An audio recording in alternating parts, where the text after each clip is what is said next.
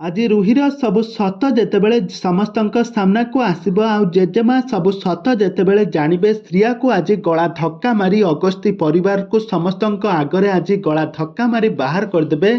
ଯେଉଁ ଜେଜେମା ଶ୍ରିୟାକୁ ତାଙ୍କ ମୁଣ୍ଡରେ ବସାଇଥିଲେ ସବୁ ଭୁଲକୁ କ୍ଷମା କରିଦେଉଥିଲେ ଆଜି ହଠାତ୍ ଏମିତି ଜେଜେମା କେମିତି ବଦଳିଗଲେ ଆଜି ଶ୍ରିୟା ବି ନିଜେ ବି ବୁଝିପାରୁନଥିବ।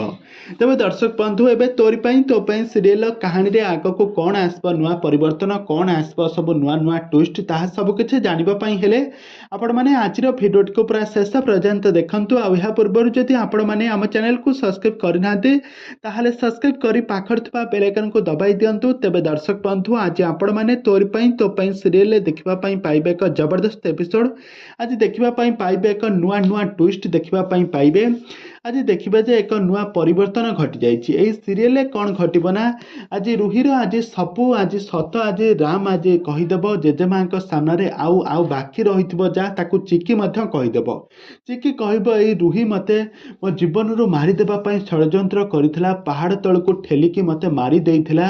ମୁଁ ଜେଜେମାଙ୍କ କୃପାରୁ ମୁଁ ଦେବୀ ମାଙ୍କ କୃପାରୁ ପୁଣି ଥରେ ନୂଆ ଜୀବନ ପାଇଲି। ଆଉ ଏ ରାମକୁ ସେ ବ୍ଲାକମେଲିଂ କରିକି ତାଙ୍କଠାରୁ ବହୁତ ସାରା ଟଙ୍କା ମଧ୍ୟ ଖାଇଛି। ଆଉ ମୋ ବାପାଙ୍କୁ ମଧ୍ୟ ଗିରଫ କରି ତାଙ୍କୁ ବନ୍ଦୀ ଘରେ ଗୋଟେ ତାଙ୍କୁ ବହୁତ ସାରା ମାଡ଼ ମାରୁଛି, ତାଙ୍କୁ ଷ୍ଟ୍ରକ୍ଚର ମଧ୍ୟ କରୁଛି। ଏମିତି ବହୁତ ସାରା ଆଲିଙ୍ଗନ ତାଙ୍କ ନାଁରେ ଯେତେବେଳେ କହିବେ ଆଉ କହିବେ ଏ ଘରର ସବୁ ଟଙ୍କା ସମ୍ପତ୍ତିର ମାଲିକାଣୀ ହେବା ପାଇଁ ଯାଉଛି।